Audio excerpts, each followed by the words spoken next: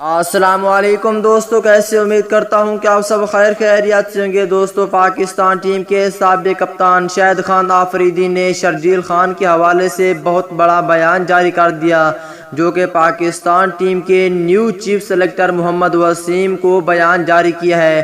محمد وسیم کو بہت بڑا مشورہ دیا ہے شرجیل خان کے حوالے سے، آپ نے بھی یہ کام لازمی کرنا ہے۔ تو وہ کون سا کام ہے؟ اس ویڈیو کے اندر آپ دوستوں کو تمام تر تفصیل بتانے والا ہوں، اور پاکستان ٹیم کے ہیڈ کوچ مصباح اور بولنگ کوچ وقار یونس کے حوالے سے شاہد آفریدی نے کون سی باتیں کی ہیں، مکمل ڈیٹیل اس ویڈیو کے اندر آپ دوستوں کو بتانے والا ہوں۔ تو دوستو، اس سے پہلے اس ویڈیو کو لائک کریں، چینل کو سبسکرائب کریں، بیل آئیکن دبا کر آل پر لازمی کلک کر دینا ہے۔ تو دوستو، بغیر کوئی آپ کا قیمتی وقت ضائع کیے آپ کو مکمل تفصیل بتانے والی ہیں کہ پاکستان ٹیم کے سابق کپتان شاہد آفریدی نے شرجیل خان کے حوالے سے کیا کہا ہے پاکستان ٹیم کے نیو چیف سلیکٹر محمد وسیم کو۔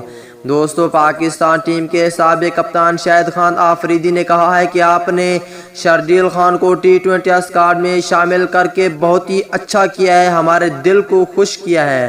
اور پاکستان ٹیم کے سابق کپتان شاہد آفریدی کہتے ہیں کہ شرجیل خان کو آپ نے ہر حال میں ٹی20 کی پلینگ 11 میں لازمی شامل کرنا ہے، کیونکہ شرجیل خان اچھا کھلاڑی ہے، اسے موقع دینا چاہیے پلینگ 11 میں، تو آپ نے لازمی پلینگ 11 میں شامل کرنا ہے۔